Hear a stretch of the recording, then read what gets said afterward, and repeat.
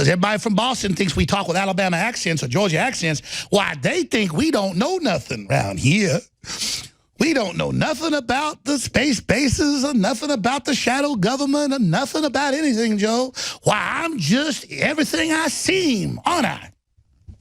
Just another, I'm a Texan. And I learned to run along behind you like a little puppy dog. And I learned how to be big, and I learned how to be smart. And I learned about Santa Claus and the Easter bunnies. And I learned all about Hollywood and red carpets and all the big venues and making it in the system.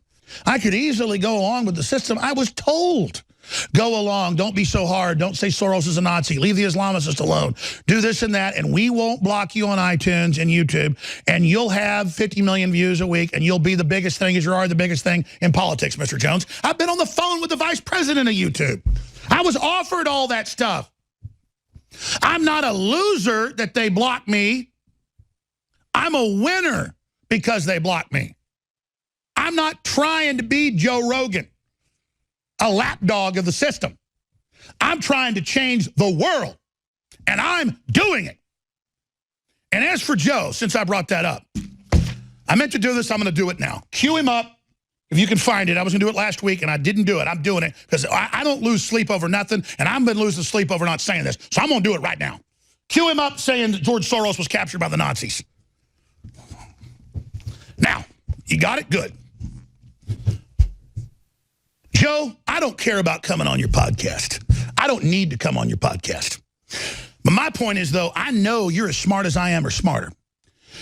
And I sit there and I watch what you do on your show where I'm wrong about Bourdain, but then you have your guys go, oh, look, we discovered the Clintons were after him and he was this and that. And then Alex, you know, Alex is, yeah, he's just wrong about all this stuff. And, he says Soros worked with the Nazis. Soros was captured by the Nazis. Hell, Joe, why not just say he cut Hitler's head off and fought him at a castle, and Hitler was guarded by 5,000 werewolves and naked strippers in SS uniforms? I'm not stupid. I get to hear my son listen to his podcast almost every day. I hear it to the point of I don't want to watch it because I don't want to start saying stuff because I care about Joe. Joe's a good guy. He's done a lot of good work. He's really a libertarian patriot. But he's out there in Los Angeles with his family. And every time I see this stuff, he's misrepresenting what I've said and what I've done. He says, oh, I like Alex, but then he snipes me. Oh, I like you, Alex. Ugh. I like you. Alex is a good guy. Ugh. He's wrong. He's wrong. He's wrong. He's wrong. He's like my other best buddy. Eddie Bravo. Eddie, you're a crazy dumbass. Boom, slam your head in the ground. Aren't you a nice little guy putting up with me saying that? Well, listen, I'm not stupid when I watch all that. I'm not dumb. I don't sit here and play Machiavellian games. I'm a straight shooter. I'm from Texas. So, that said, that's what I'm getting at here. If Joe Rogan came out against the censorship on the internet going on, that would change a lot of things. And it would get other people to do it. But there's this thing of people that are kind of quasi-conservative sitting back while the big battle goes on and while the EU tries to ban free speech and while they come after everybody to kind of, back off from Alex Jones a little bit and say that the hat tip. Just say Soros was captured by the Nazis. You don't think I haven't been told that too? So I'm just disappointed. I'm disappointed in the way I've seen things go. But I understand. I come on your show. It's your #1 podcast. Now you've had 2 that are bigger. That's great. #1, it gets blocked from Apple iTunes, gets delisted, and gets blocked everywhere, but still was #1 for a year. I already know I'm #1, Joe. I already get that. It isn't about being #1. It's about changing the world. And you have the power to do that. Because let me tell you something, Joe. They're going to release bioweapons soon to try to stop Trump in this movement. And no matter if you got a private jet or not, if you're going to try to join the system, you ought to be trying to move in with them. Because let me tell you something. You're not going to be safe and nobody's going to be safe. We better change this or we're all going to fall together. So I'd rather just be attacked straight up, Joe. Give it all to me. Come on. Then man, I really like Alex Jones. He's a really good guy. He's a little bit funny guy. You think I'm stupid? Now go ahead and play the clip of him saying Soros. When we come back, I'll play Soros saying he helped round people up for the Nazis. Here Here's reality, Joe. Here it is. That's another thing. I don't know what to do with her now. She thinks she apologized for that, but she said George Soros was a Nazi or something. Yeah, I saw the apology. He was captured by the Nazis. I mean, he was like... That whole Roseanne thing was done with her multiple personalities, she says. She was put there. That show was discredit conservatives. That whole thing was done so she could apologize to him in a PR stunt. You think I don't know when the Young Turks and CNN and ABC News all say he wasn't a Nazi and he fought Nazis, that it's not a PR stunt? You don't think I don't know I've already been threatened to stop saying it? I will continue to say it because my soul ain't for sale. Now, we're going to your calls when we come back, but first, there's a bunch of clips of him on NPR and on 60 Minutes admitting he helped the Nazis. But let's get the full clip. You're going to hear him say it not once, not twice, but 3 times. You know what I heard, Joe? I heard Hitler fought the Nazis. Yeah, I heard he got captured by him. Hermann Goering, Heinrich Himmler, Zeb Dietrich, all of them, they were fighting the Nazis at the Maginot Line in 1940. Yeah, did you know that? Yeah, did you know that? And you know who the bad guys were? It was America, I heard. Yeah. Oh, it was my grandfathers. They were the bad guys, right? In the Army Air Corps, huh? I could see for miles and miles and miles. And sometimes I don't want to see if it's my friends. Joe Rogan's a really smart guy, very sophisticated. And he's a good guy at his base. But he's out there in Hollywood, and there's a litmus test now to say George Soros was captured by the Nazis. Well, if George Soros was captured by the Nazis, he'd have one of those IBM tattoos on him. No, George Soros wrote a book. His father wrote a book. He did an NPR interview, a PBS interview, and a 60 Minutes interview saying he helped with his adopted father, the Nazis, and he said if he hadn't done it, somebody else would. And then he helped round up Jews when he was 13, 14, 15. Now, listen, if he said, I'm sad, it was wrong, I did it to live, I'd still say, well, you were young, but that's really crappy. But no, he said it. It blew up in his face back in the 90s. So now he's got this PR campaign going all over the news saying he's not a Nazi, he's not a Nazi, he's not a Nazi. He never worked with the Nazis. He was a collaborator. And, you know, the Young Turks call me the worst person in the world for lying about him, saying he's a Holocaust survivor. Would you be a Holocaust survivor if you were in a concentration camp and you helped pull the switch to gas people? And he didn't even do that. He was off in Eastern Europe, Hungary, Romania, going around rounding people up for the local banker. And they knew full well he was Jewish. Think the Nazis didn't know that? There's whole books written on how they had Jews like him that would go in. They would trust teenagers, and so they would send him in to find out where people like Anne Frank were hidden.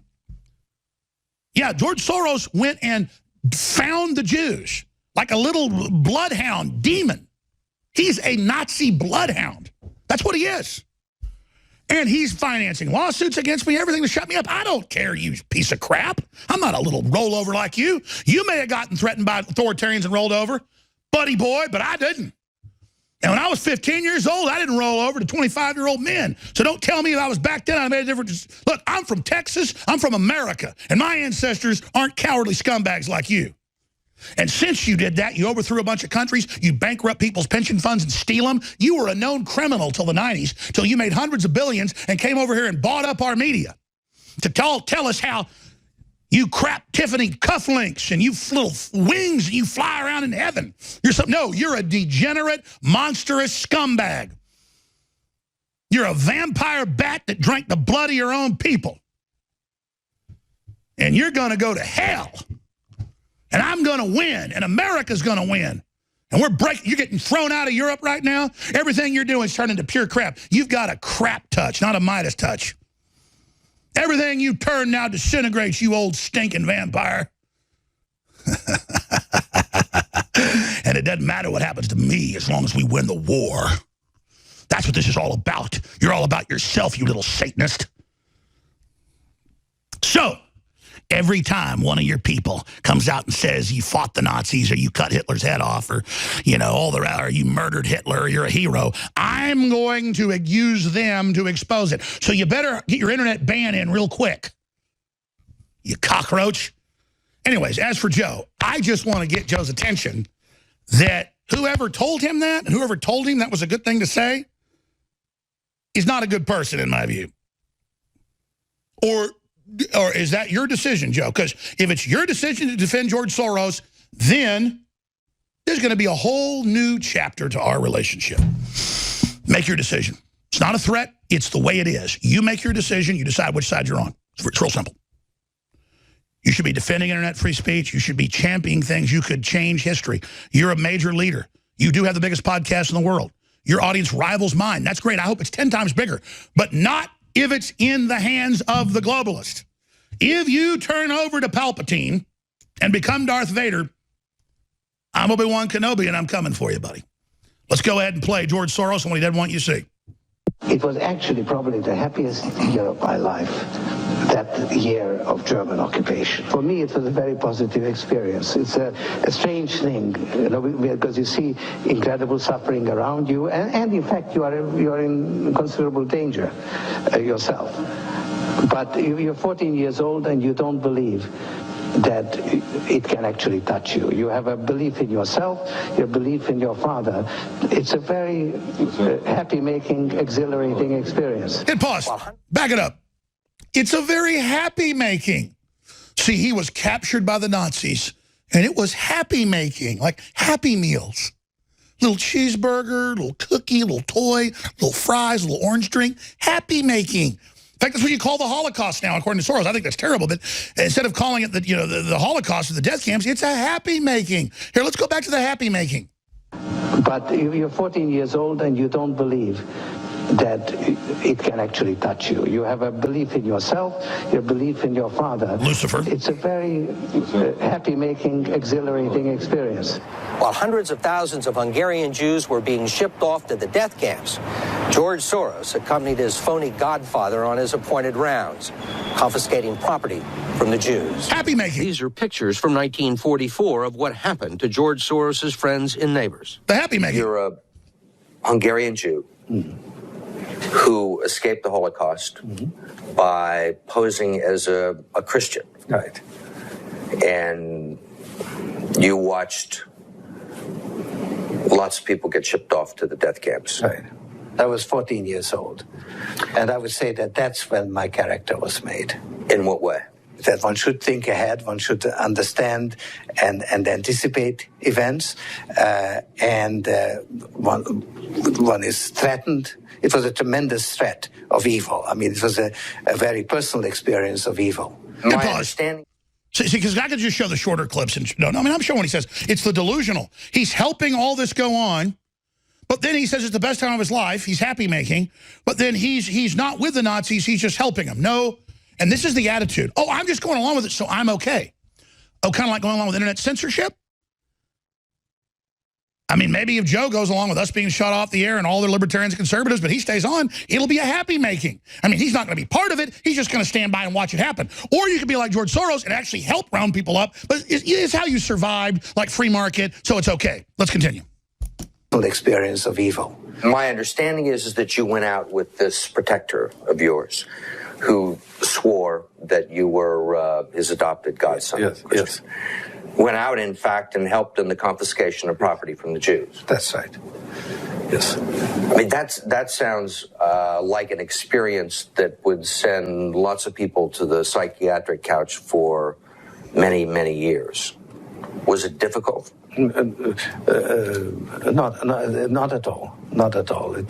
Maybe as a child you don't see the connection, but it created no problem at all. No feeling of guilt. No problem. No. For example, that I'm Jewish, and here I am watching these people go. I could just as easily be there. I should be there. None of that. We got to go to break. There's more. There's more. I want to apologize to George Soros and my good friend Joe Rogan. You're right. I'm sorry. Oh, the full name of the video that he's in is Joe Rogan Talks About Tommy Robinson. And then you just hear about how I'm wrong about all these things. You're right. You're right. Joe, hey, I'm the bad guy. I'm sorry. George Soros, I'll kiss your big fat butt. I'm sorry, George Soros. Thanks for killing Hitler, George. It wasn't my grandfather's. You did it. Let me say one more thing about the Joe Rogan situation, and then I'm going to go to your calls. Joe is a smart guy, a sweet guy, a strong guy, and that's why it hurts to see to see him spanked by the system, and, you know, when they wouldn't put up our podcast on iTunes or delisted it when it was #1 and did that stuff, that was a strong message to him.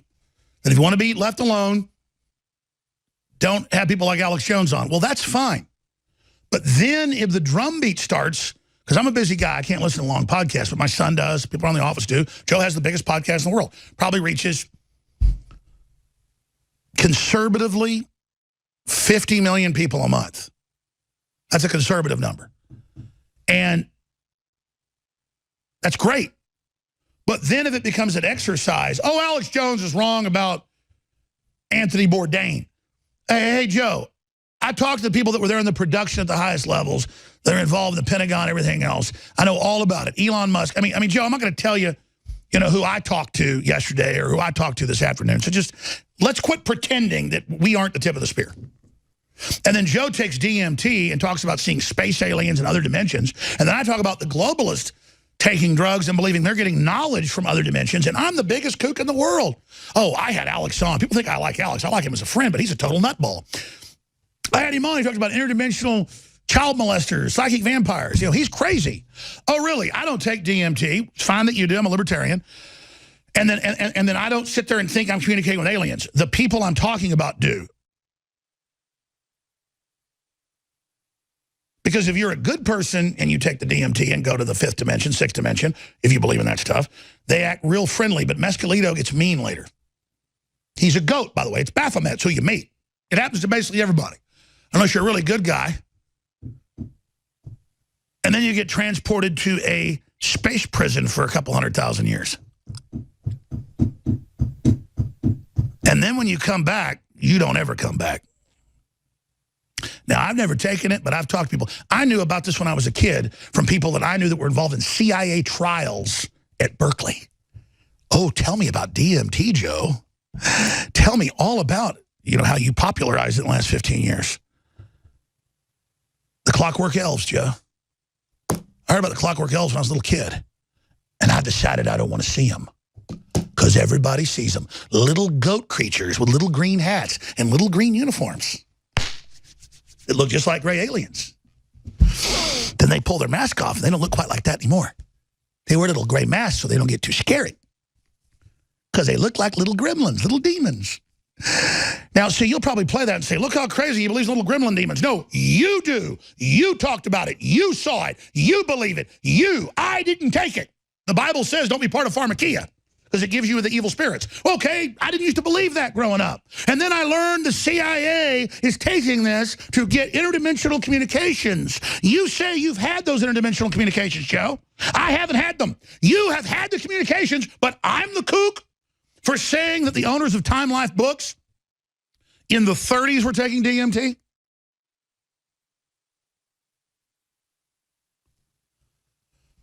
You know where you get DMT, don't you, Joe? In deep sleep. See, I don't need to go there artificially. I let my brain and my soul decide what I do. I let God direct where I go. And I've been a lot further than anybody that takes DMT, let me tell you.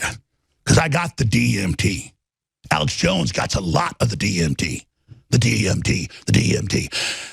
Every night I go to sleep, it's like 1,000 years. My waking life is not even one fraction of who I am. Oh, believe me, Joe, I know all about the DMT, the DMT, the DMT. So, I've made my point, and I'm done. But I've got to not listen, because I'll get too mad. Bourdain said the Clintons were after him, that henchmen were after him, that he was being harassed by them. He had decided to go public because he was dating a woman who had been raped by Weinstein, reportedly, and whose father was a famous occultic Illuminati filmmaker, which she said. And she told Bourdain about the sex abuse of children, and Bourdain had a soul and was getting ready to go public. I've talked to the people that were there. Elon Musk has exploded in anger over the fact that I even know about the video they shot for the TV show. But Bourdain is dead now. Magically, and they got rid of his body faster than they did with bin Laden's in the ocean, if you believe that. Abracadabra, hocus pocus. You really, just whatever happened to Bourdain? Oh, he's just dead now. And that final cut they were going to put out, all these episodes since he woke up, plus it gets you top ratings anyways, telling the truth. He was going to go Kanye West. You ain't going Kanye squat, brother. We gonna hang your ass. And anybody ask any question, you're a weirdo. Well, isn't that just cute? Yeah, there's Bourdain saying he's been experiencing Hillary's wrath and it's no fun. But you know, Alex Jones is wrong for even asking a question. Again, I'm sorry. I'm not cool. I'm from Texas. I'm a country bumpkin. Well, I ride a horse to school every morning. And we don't have toilet paper either, Joe. We wipes our butt with corn cobs. And then folks from Boston, because everybody from Boston thinks we talk with Alabama accents or Georgia accents, why, they think we don't know nothing around here. We don't know nothing about the space bases or nothing about the shadow government or nothing about anything, Joe. Why, I'm just everything I seem, aren't I? Just another, I'm a Texan. And I learned to run along behind you like a little puppy dog. And I learned how to be big, and I learned how to be smart. And I learned about Santa Claus and the Easter bunnies. And I learned all about Hollywood and red carpets and all the big venues and making it in the system. Making it in the Titanic when it's going down. And the only thing popular is things that are facsimiles of the truth, or facsimiles of being unscripted, or facsimiles of being out in the open. But they aren't. And it's that slide from that has triggered this critique. Now I'm done. I promise. Make America Great Again, Titan.